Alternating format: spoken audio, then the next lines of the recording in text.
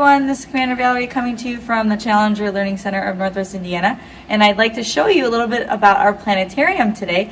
We do a lot of cool things here in our planetarium, and our software has a lot of cool features. We could show you guys movies, but we also have the ability to show you guys what the night sky, or what the sky looks like at any point in time, dates, times, and all of that. So come join me as we take a trip and show you all what our planetarium has to offer.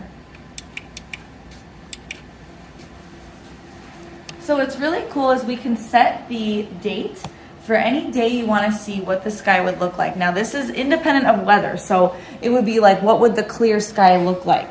So I have here March 2nd at 11:30 a.m. And for our location, our latitude and longitude, this is what would be visible in the sky on a clear day. So I want to see if you guys can see that dot, that's the sun up there. Okay, so if I jump ahead throughout the day, what do you think is going to happen to the sun? Is the sun going to get higher in the sky or lower in the sky as we get later? So I'm going to kind of fast forward through time, and I want you to watch the sun.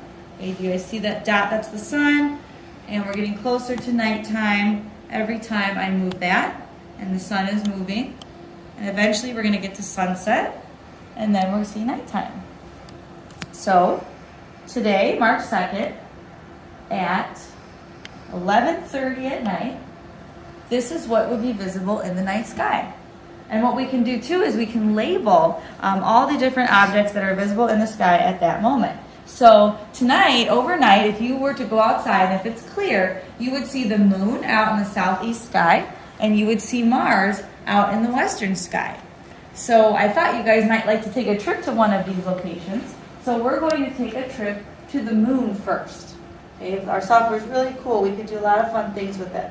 So we're going to fly to the moon. So make sure you get your helmet on and your seatbelts and everything ready, because we're flying to the moon in 3, 2, 1.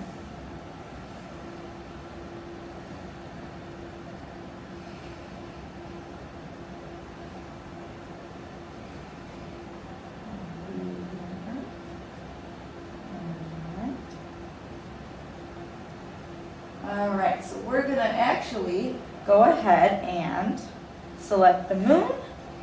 Do one more step to get us there. There we go.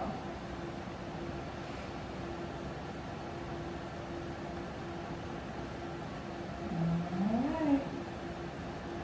There it is. All right, now we're going to begin our landing procedures. Just a moment.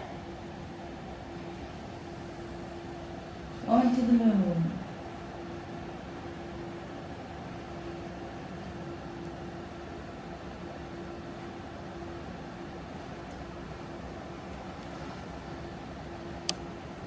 And here we are. All right, so you're able to make it to the moon, and I guess on the moon today, we'd be able to see a pretty good view, not just of Earth, but you can see Mars and Uranus and Venus all from that location. So you see the moon surface there. You might remember seeing a lot of footage of that when talking about the Apollo missions to the moon, and pretty soon they'll be getting ready to go back to the moon for the Artemis missions. NASA's planning that soon. All right, so we're going to fly back to Earth. All right, and then we're going to see if we can make a trip to Mars next. There we go. So I've selected Earth, and we are heading back. All right. I'm going to go ahead and land.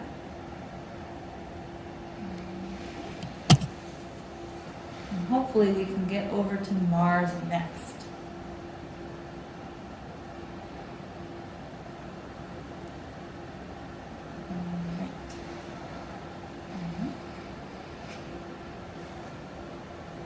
All right, so now we're going to see if we can get to Mars. There we go. The red planet is our next destination. We know that the NASA Perseverance rover just landed on Mars not too long ago. Very exciting. And here we go to the red planet, and you can see the moons that orbit Mars of Phobos and Deimos. So now we're going to try to land on Mars. All right, here we go. There's that iron oxide soil there. That's the red. And let's see if we zoom back in a little bit, how much we'll be able to see about Mars.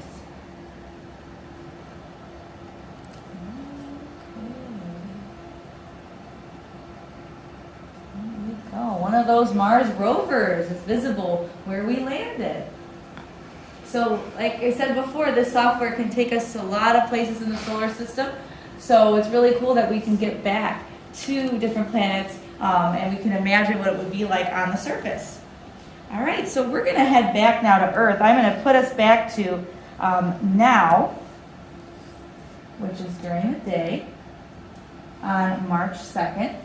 All right, so it's kind of trying to realize where we are. Let me get that back. Here we are. All right, so I want to look more at the night sky since that's a lot of fun to look at. So I'm going to fast forward to nighttime once again, and this time we're going to focus on the stars. The sun is setting.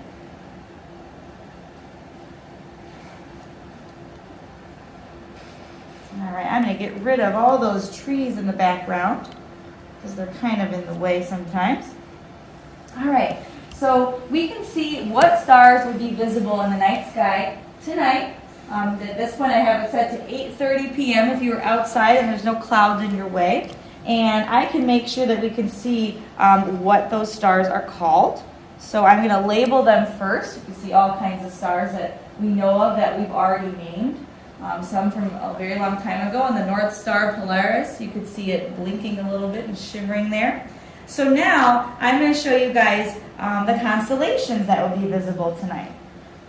A long time ago, ancient cultures would look up at the sky and they would create stories based on what they saw. They would pretty much like do a connect the dots with the stars and, like I said, form pictures in their minds, and they would create stories based on the pictures that they have. Now, to help us better understand, what they're looking at and what they name these constellations, I can make it so that you can see the artwork associated with it. So we're gonna turn on our creative brains here, and here we go. So if you see the artwork now, you can get a better vision of what all of those people were looking at when they created these different constellations. So you can see all kinds of cool images here. From the Bear, some Ursa Major and Ursa Minor, and the Big and Little Dipper are included in that. You see all kinds of constellations, and depending on what time of year it is, you might see different ones at different times. All right, so our planetarium, like I said, does a lot of different cool things. We can observe the sky. We could also watch movies. We can see what things would be like at different locations. I have it set to our location of Hammond, Indiana, the latitude and longitude of Hammond. So if I put you at a different part of the world, you would not necessarily see exactly the same thing. That's what's really cool about this software. So I'm really glad that you guys were able to join me today, and I hope you guys learned a little bit, and maybe you want to come see our planetarium sometime. All right, this is Commander Valerie signing off. Bye, everyone.